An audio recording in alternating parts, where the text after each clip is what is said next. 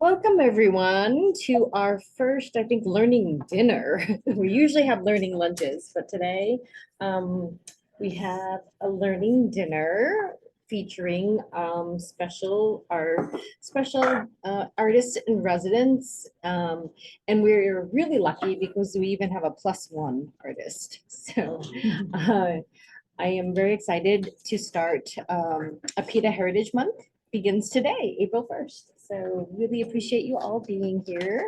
There are a lot of events and activities going on. I'm going to have the artists introduce themselves because they have a long biography.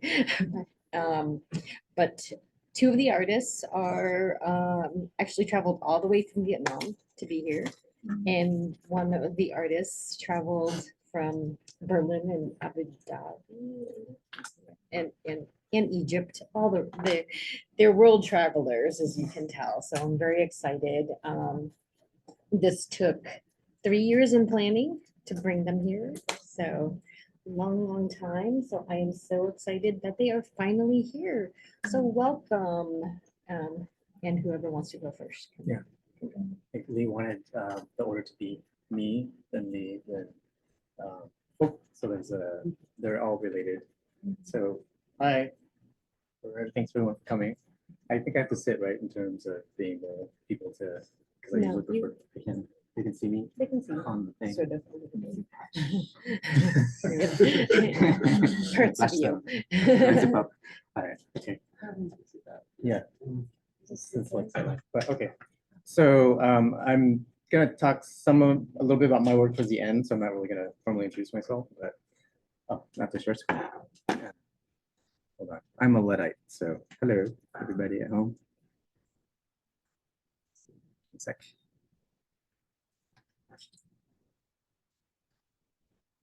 So please come to our performance tomorrow at 5:30 in Haymarket. I'm going to start. April is the cruelest month. Spreading memory with desire. April is the cruelest month. Spreading memory with desire. April is the cruelest month. Spreading memory with desire. Is this the way the world ends? Is this the way the world ends? Is this the way the world ends? Is this the way the world ends? Not with a bang, but a whimper. Is this the way the world ends? Is this the way my world ends? Not with a bang, but a whimper.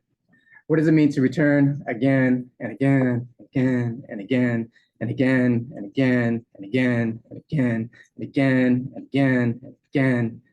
What does it mean to be a refuge?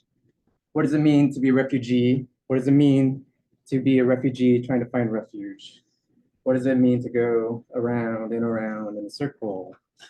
So this morning we had a pleasure of going to this wonderful presentation.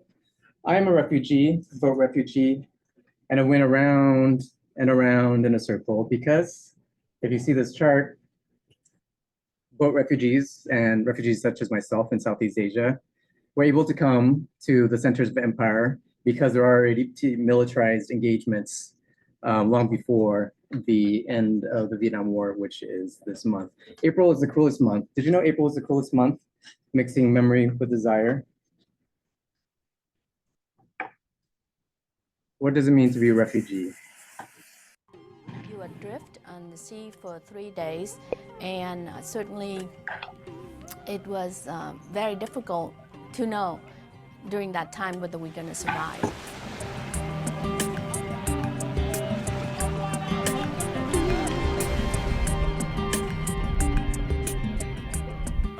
God, you look at Homs and Aleppo in Syria. Vietnam looked like that after the war.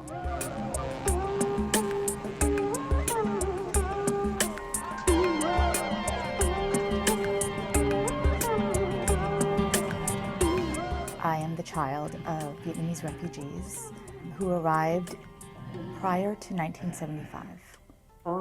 My family, together with 40 others, escaped from Vietnam on a very small fishing boat to Indonesia. It took 14 days. My mother made all of us keep a backpack, and in it was an address of an aunt in San Francisco, just in case we got lost from each other. My dad couldn't afford to tell everyone that he had sent me off. He said that, wherever you go, remember who you are. Sunny Lay, it's not just your name, it's my name too. And your grandfather's the name, so don't mess it up. My parents did not let my grandparents know that we were escape. And I could see that my mother never forgive herself for leaving her parents behind. It's too difficult for me to. There was no looking back.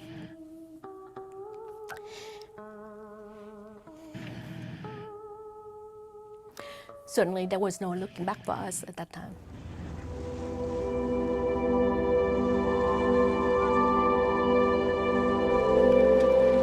Whenever I hear that the Vietnamese resettlement was the last global resettlement of its kind, it's frightening because it's not like there are no more refugees. I have this fear that there are millions of people out there who don't have the resources that we benefited from and that I feel we gave back to. When I saw the picture of the little boys on the beach in Turkey, that is really bring back a lot of sad and horrifying memories. No one would undertake that decision lightly, no matter what. How is it that you can hold on to 2 children and a wife and try to steer a boat at the same time? If you look today, I mean, Syria, Libya, Iraq, Afghanistan, those people wouldn't have left hadn't been for regional conflicts, of which the U.S. has a hand in. I truly believe all the nations that support the war are the nations that are responsible and should have the moral obligation to resettle all these refugees. The visas get people in, but the resources that's necessary, all of that, somebody got to calculate quickly and really give a solution based on what we can afford or what we think our conscience can afford. Refuge, refugee, dead little boy. Refuge, refugee, dead little boy. I'm this dead little boy. I was a dead little boy. I was a refugee. Dead little boy. Refugees, refuge. Syrian refugees, do we want them? Where does it mean to find refuge? These were the states that refused the Syrian refugees now. Now, historically, they're the most number of refugees ever in the world due to political instability, environmental degradation, political issues. What does it mean to find refuge? In Yinlei Spiritu's book, she talks about this idea of militarized refuge, militarized refugees, right? So the idea that these places and these refugees exist because empire exists. What does it mean to find refuge? What does it mean to be under surveillance?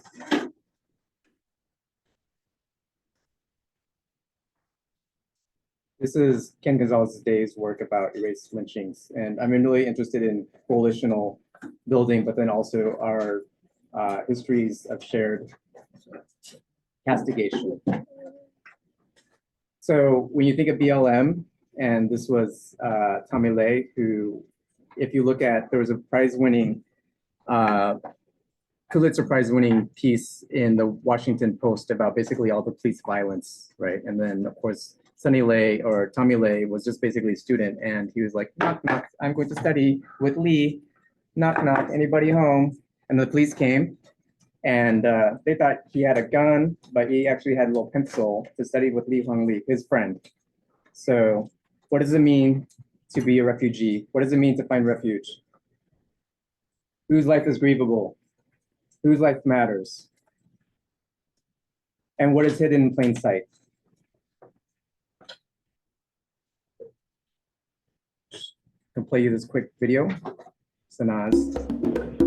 Where I was very interested and engaged in political activism and social justice causes. The work that I make takes images from, for example, the internet, online sources such as Google searches, Facebook, or news media sites that are really popular and deal with issues around war and conflict, And then I look at those pictures and kind of evaluate them and think about them and rejuxtapose them and make collages, kaleidoscopic, visual kind of images that come together that speak about these issues. So what I bring to each and every project is this kind of questioning about what is the world like today and how there might be a potential for growth or change.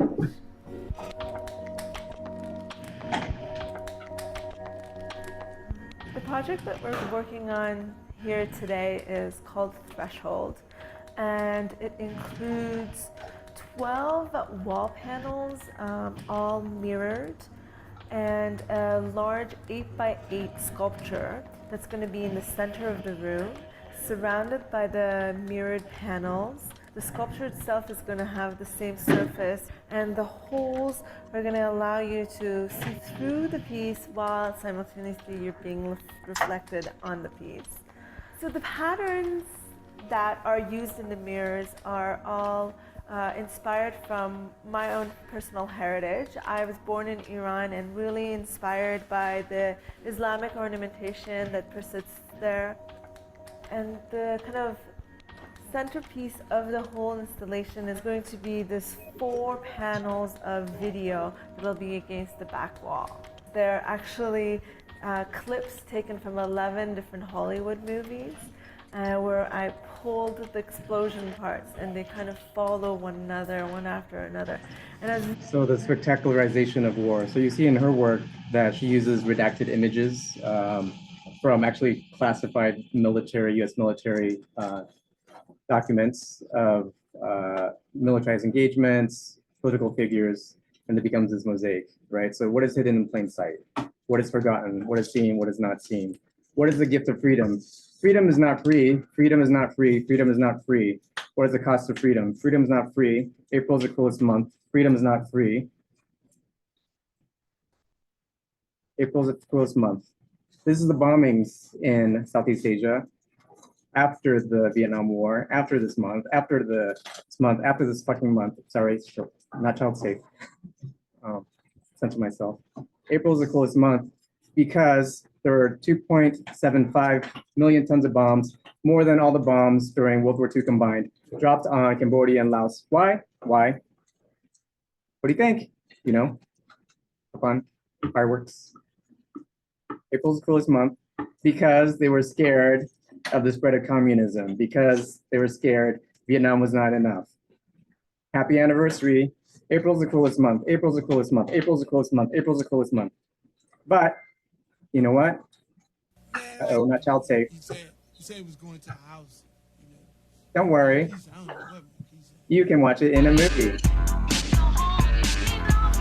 Censoring that. War movies. You got something for me. Something you call love. April's coolest month. What are other trajectories? I'm going to skip forward. And some of these, what I showed you, the images of war, I argue is a pornography of violence. And a lot of my work and the artists I've shown you advocate for another way, right? So I'm just going to fast forward. I want to show you some other stuff and other strategies. I'm showing you the Met Gala because this is basically an artist, Seng Pong Chi, who kind of, as this Asian stereotype, this Chinese ambassador crashed the Met Gala, but then he also crashed other political convenings. So I'm going to forward to my own work. And I want to show you stats of refugees and immigrants that, as I said in the beginning, that now historically is the most number in the world due to different positions, but then also to think about former histories of Asian exclusion acts, right? That they came because we wanted them here, Chinese laborers, South Asian laborers, and we kicked them out when we didn't need them. So this kind of culture war is happening again, right? In terms of anti-Muslim, anti-immigrant sentiment. But what does it mean to find refuge? What does it mean to be a refugee? So I'm gonna show you some videos real quick and some strategies.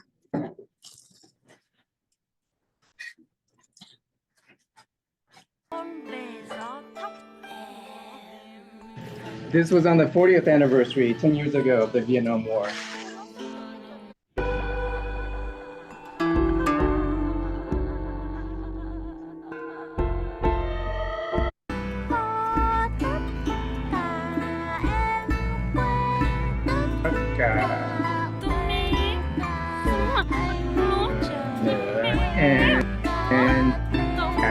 Em bỏ tất cả, em đừng xa nữa, em quên tất cả, em bỏ tất cả. I'm a refugee. What does it mean to have refuge? I'm a refugee. What does it mean to have refuge? I'm a refugee.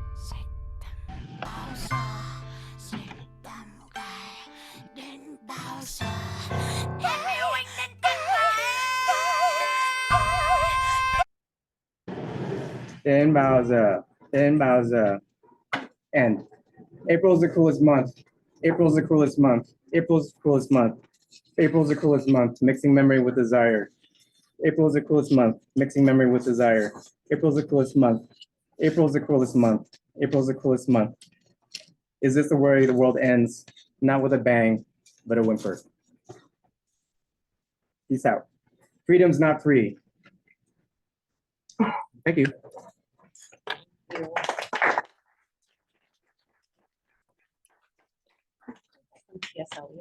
Yes, it's the poem called The Wasteland.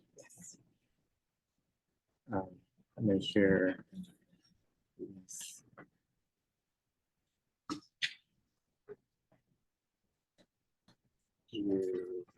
Screen. Okay. I would like to share with you my ongoing projects in 2011 about migration and immigrations.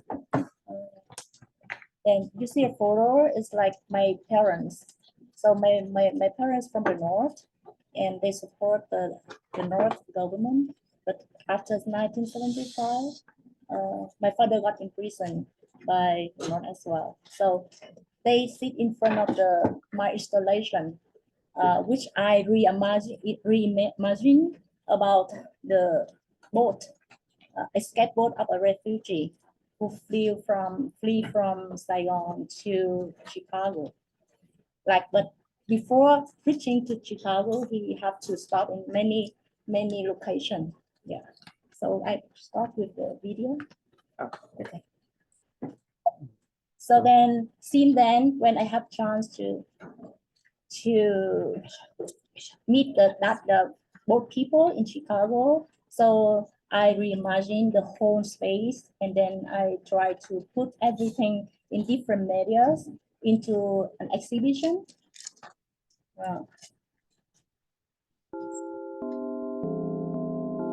And this video photographed by Cook and editing by him about the exhibition.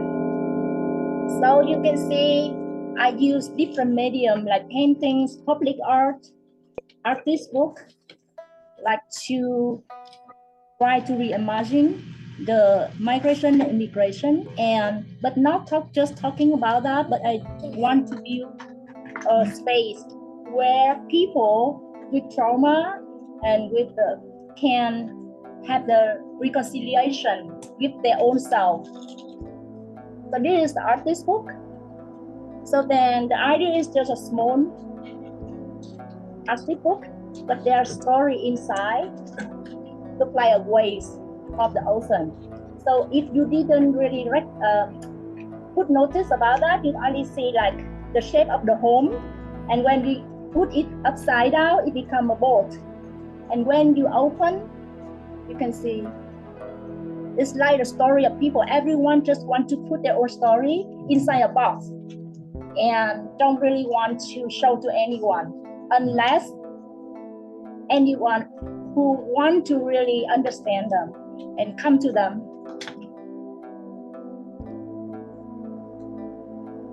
And then here's I build a public art. It's 21 tons of steel. Try to make it not only a sculpture, but also a space where people can come inside and sit down and, tell their own story and remember their own story and find the peace, find a reconciliation by themselves. So it's huge. So this also comes from the form of the boat and the home. So anyone have the home and the boat in their own mind. So in the ocean, the only boat can be a home because there's nothing for them to refuge, to settle down in the ocean. But when people came to the land and have the physical home, a lot of trauma inside them, they can feel that they are in the boat, the ocean, in their mind. So that's why I believe in like yin yang. Yin yang is two sides of things.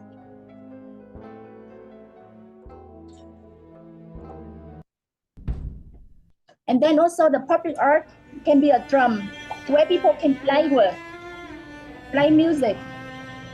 Yeah.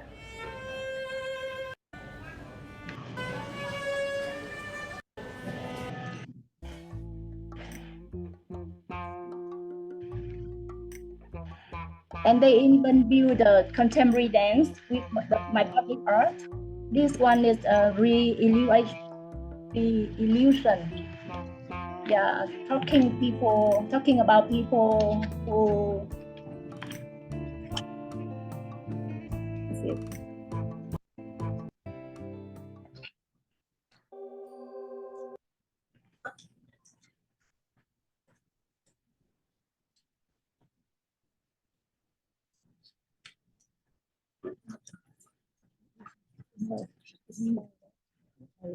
and also like I in this project I try to look into the small object, like this one is from the bones, but then in this sculpture we can see the whole universe inside, and the transformation like of the bones and the steel discussed when I cast the bronze sculpture. So then the value of that is open the new universe about how two different materials transform and then like engage to each other. So to me, it's really talk about how people, the human, lost their identity on the way to find a new home, and then rebuild it, the new identities.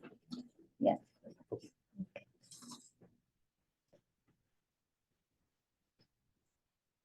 Oh,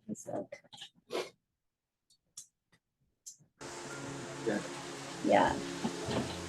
Then with this project, I also work with water, like both inside and outside my body. Like for the whole year, I just like do a performance to drink water until I got like really sick.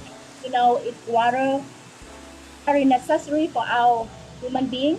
But then when we drink a lot, it becomes a toxic. And also I do the performance.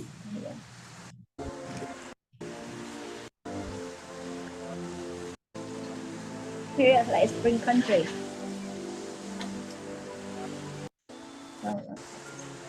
And here, like I just make myself rock in front of the ocean, and then just let the waves hit me. So I use my physical body to observe and to present how people have to suffer inside and outside, both by water. I to reimagine how both people and refugees have to suffer in the ocean, and also when they get to the land. And here, this man is named Kit Chung, who worked in Chicago, and he came here when he didn't know any English. His story actually gave me to begin this project, because like when he told me about the story, he had to cut the boat behind him to rescue whole people with him at that time. And it's become a nightmare to him for whole his life later, like have to cut down the whole human being behind him. Yeah, that's really touched me, and I begin the project because of him. But he passed away during COVID time. He survived very well in the United States. Yeah, but then the death come.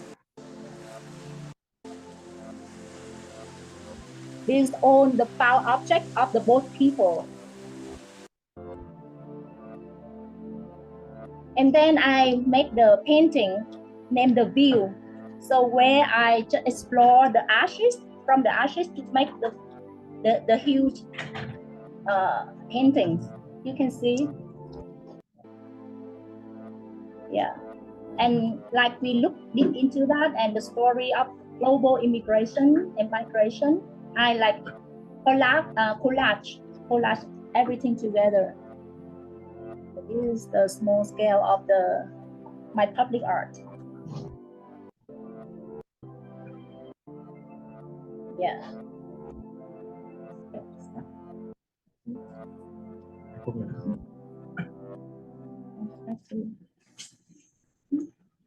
Back to the PowerPoint.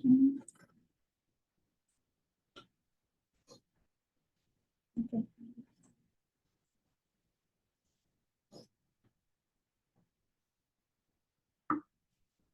And then also in the project, I do the perpetual ephemeral study of phở, because like it seems that phở is the way Vietnamese people find they can feel the home with them when they came to another country. So you can see this film in Amory Gallery. Yeah. So this bond and us. You can see like how the bonds can open the new, like it's like a phoenix rise from the ashes. Yeah, can be the huge universe, the new life. Yeah.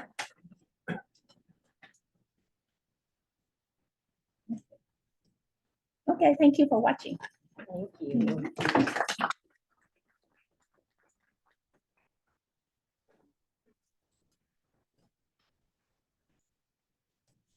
Our special guest.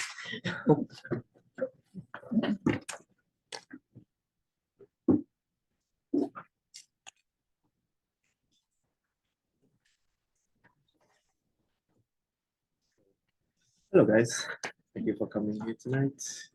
So I'm Phúc. I'm Miss Lee Hong Lee, personal assistant in film productions. But back in Vietnam, I also work as a cinematographer in Vietnamese film industry. So I would like to share a little story about my previous project that I did in Cambodia. So this is a short film, A Dream from My Daughters, which is a film by director, Brazilian and Japanese director Mauricio Saki.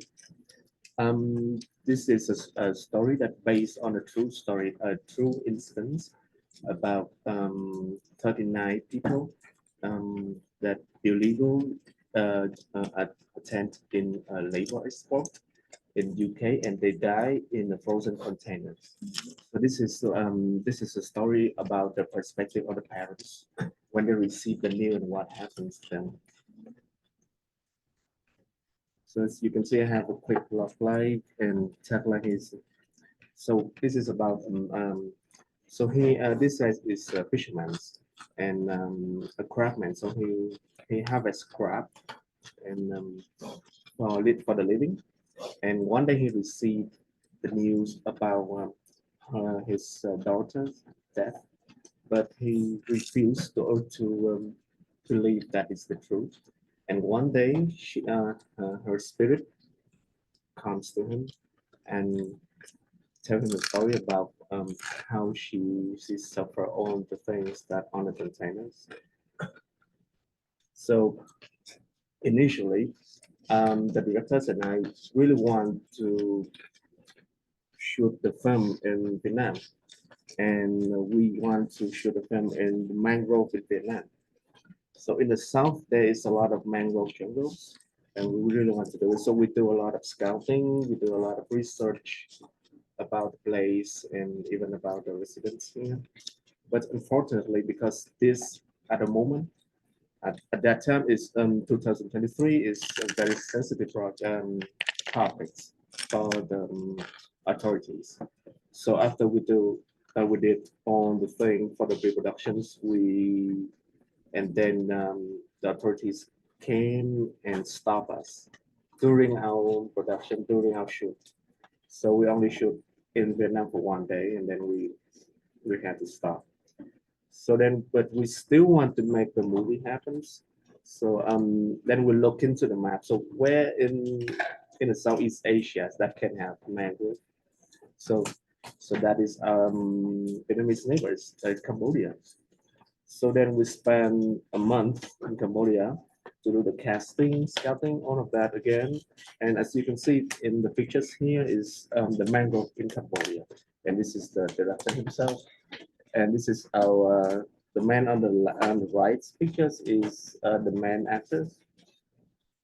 So that our home film shift into Cambodian languages, and then we have a group of Vietnamese people, Cambodian people, a director from Japan, and then together we have made a film. Unfortunately, I cannot show you guys the trailer yet, but hopefully in the future we can see it in Tokyo Film Festival. So also I do a lot of short films for capstone film and the graduation film in Vietnam, and I have a lot of young directors to produce their film because I think that at the moment in Vietnam it's really hard for young directors to try to funding their films and try to do it by themselves. So I then with my friends we decide to open a small production company so we can help them with the funding, with the productions and all of that to make their dreams happen. And then in 2021, after the COVID-19, I decided to quit my boring job in an office as a video editor to join with some of my college crazy friends at the moment to have like we have a very crazy idea at the moment. So we want to create communities that can do art, that can play music together, and so we call it Huan. It's like a music incubators.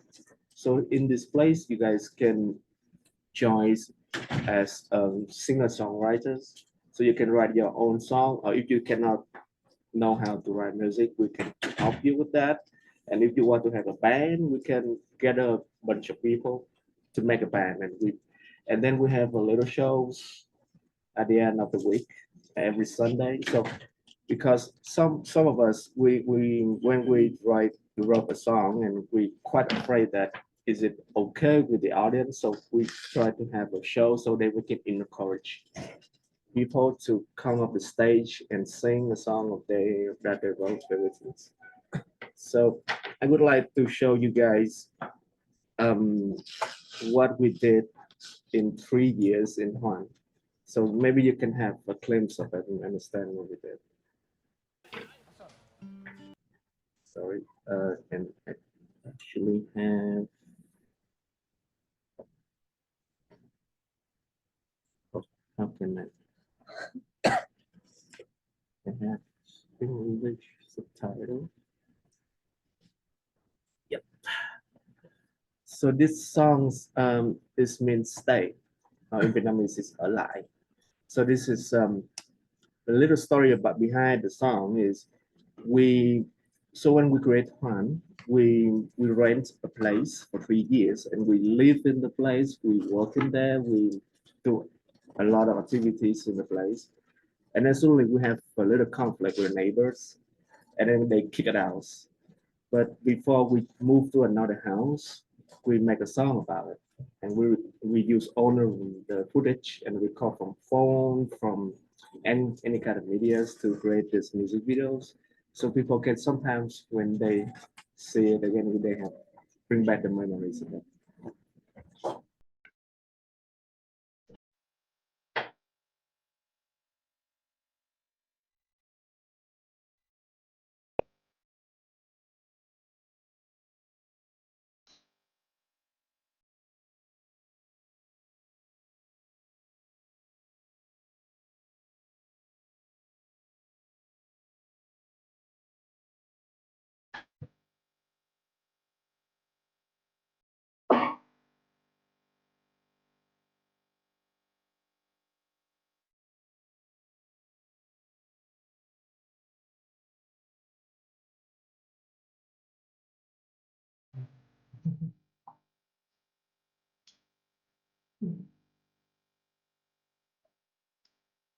So this is a building that downstairs we have like a coffee shop.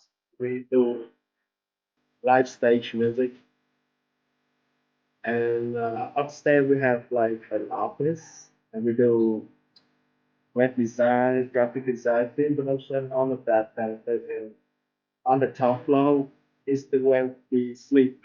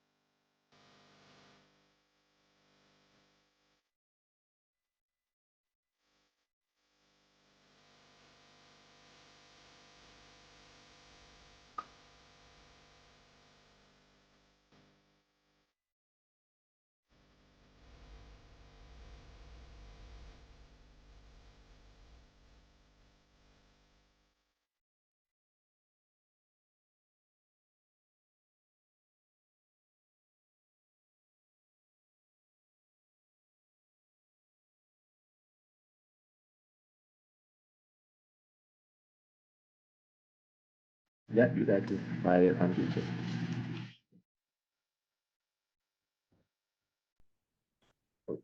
Okay, so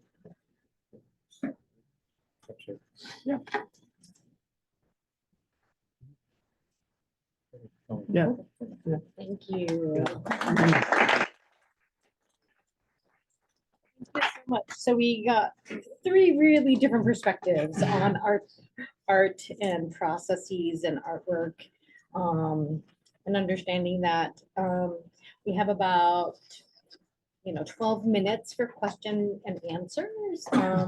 So if people have questions, before I sort of delve in, usually, by the way, when we have these learning lunches and dinner today, we also ask our guests, speakers, featured guests, sort of to share their journey sort of into their personal and professional journey into their profession right now. And so how they got here. So it's a long winded way to think about it. You've got sort of snippets of what they're doing. But given that, for those of you who were here the longest, and then also for those coming in later, thoughts, comments, questions right now that you might have?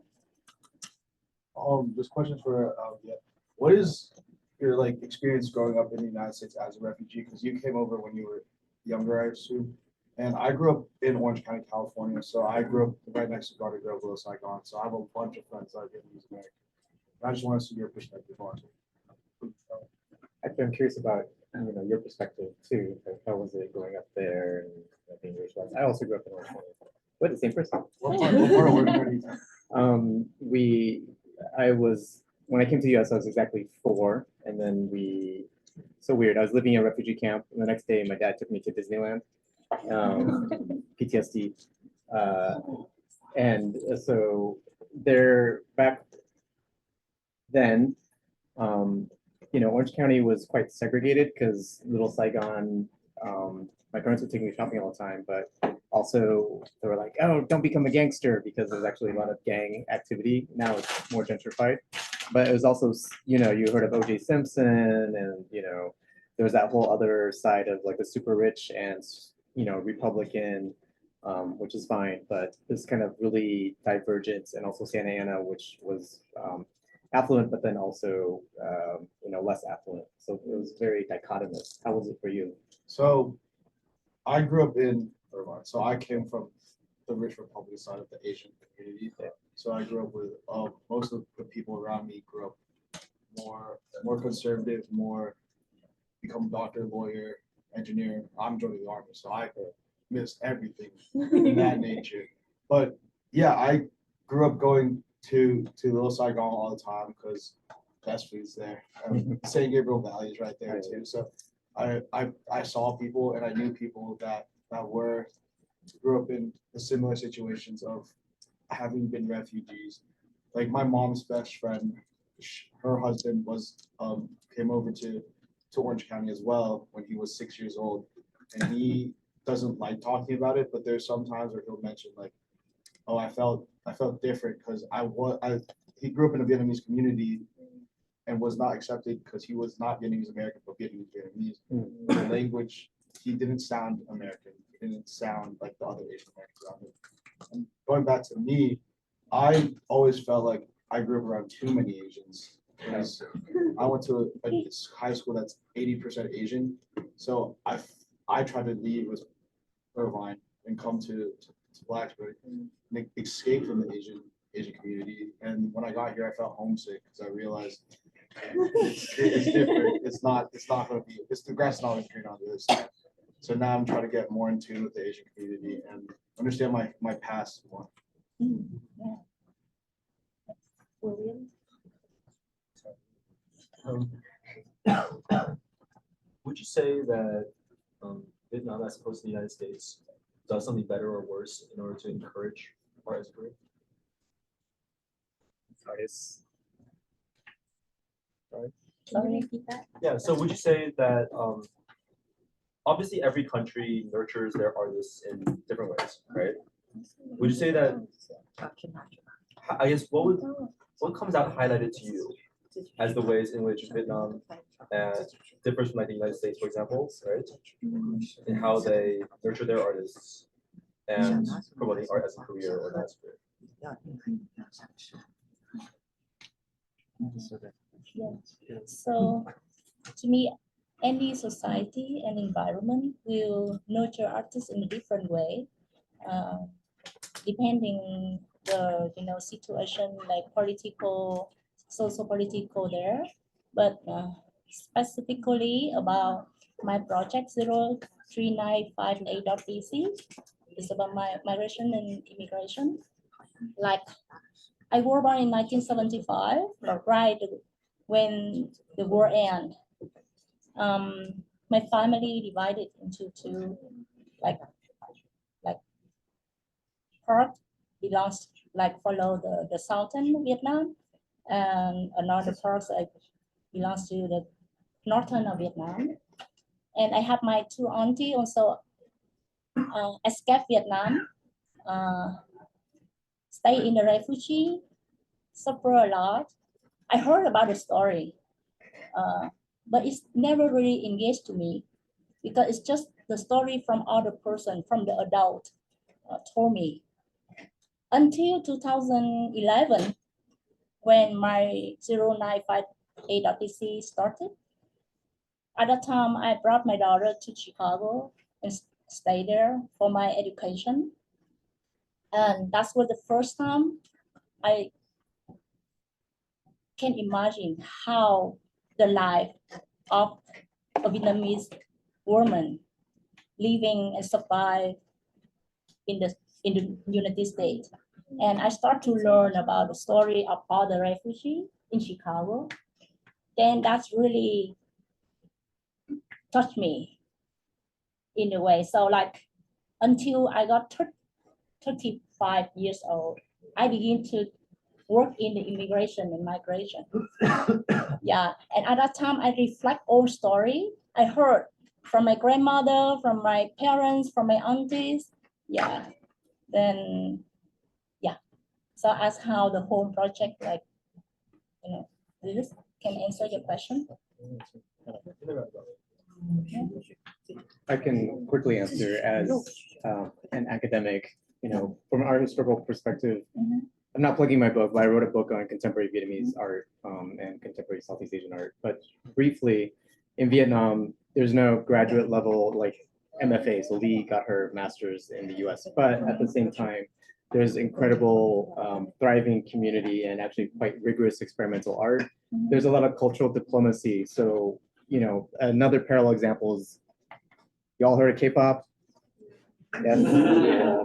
Right. So the short parallel is that the art is a soft power. And I also write, and you can look up research with other scholars that said, because of the militarized, I may have spoken about this before, but the US paid Korean soldiers, millions of dollars to kill Vietnamese during the Vietnam War. And that money, some people argue, was the foundation for the rise of South Korea. And South Korean government was so smart. Decades ago, they invested it into entertainment, which is now a global phenomenon, K-pop.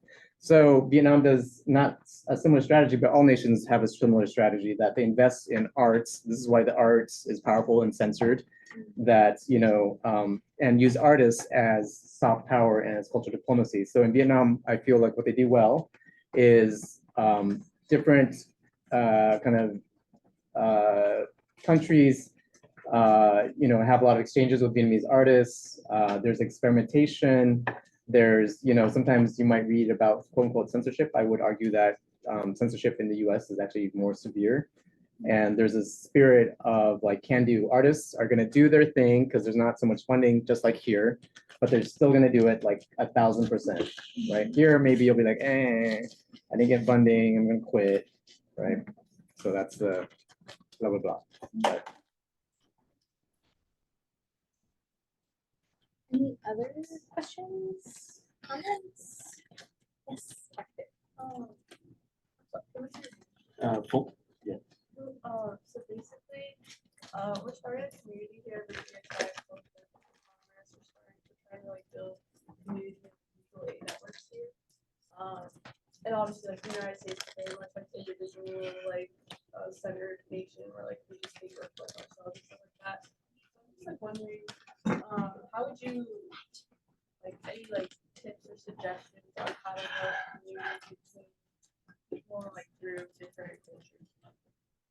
I think that one of the first things that you guys should think about should be respectful about everybody's culture.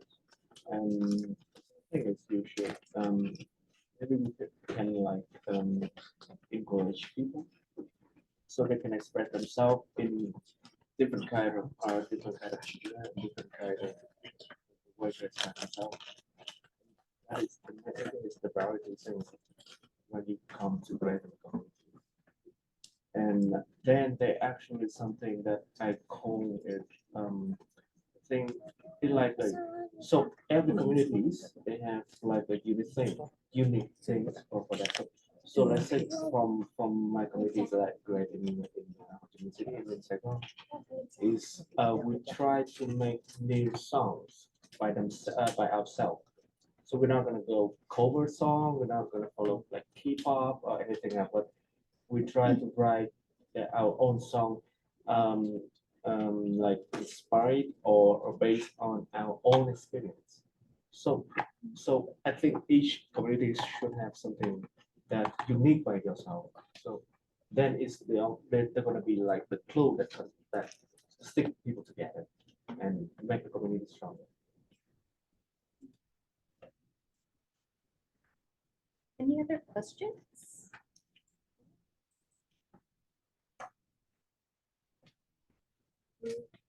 Last thoughts? If not, by the way, you have 2 more chances to interact with these amazing artists. So tomorrow night, they're going to be performing at the Haymarket Theater. just upstairs in Spires, second floor. You'll actually get to see Lee's full film. And also it will be performing as well. And like, what's your the title again? Oh, Space Project's Queerioke. It's about the environment and makeup breakup love story. Thank you. And Lee, your film? It's a Hot Memory Tree. Hope Memory Tree. Yes. So they're going to be performing at 5:30 in Haymarket. And then the next day, on Thursday, their exhibit in the Armory will be closing. So we're going to have a reception, so you can come by, look at their artwork in the Armory, and then also be in community. There will be food, so we'll feed you again as well, and really just experience. They're so multi-talented. They have photos as well as images, as well as videos. So there's so much to explore. My last thing I would encourage students, talk to them afterwards. They have such a wealth of knowledge. And I think that's really important to sort of think about how you can be passionate about your work, right? In so many different ways. And using, because many of you are STEM, I know, but also be creative, right? And encourage that creativity. Because they also do a lot as does. He's like a music producer, film editor. So he's really working with, you know, the STEM side, technology side for this as well. So take advantage. As I said, they're world renowned. So they have shown their work all over the world. And they've been invited all over the world. So we're really, really fortunate to get them here to really be in community with you and hopefully inspire all of you as well. I hope. I've seen many new faces, so I'm really excited. And this is APIDA Heritage Month. So basically come, we have so many different types of programs and events. Join our listserv, get to know the community, know that this space is all for you as well. All right. So you're welcome here anytime. And if we have a program, come and join us as well. But thank you for being here. The Hot Memory Tree that we show in Haymarket is the main videographer, is Book as well, and editor, assistant editor is Book as well. So basically, three of us. Yes. So yes, and they're really great collaborators. So if you want to also understand about collaboration, right? They can have their own individual styles, but they still can collaborate. And I think that's really impressive as well.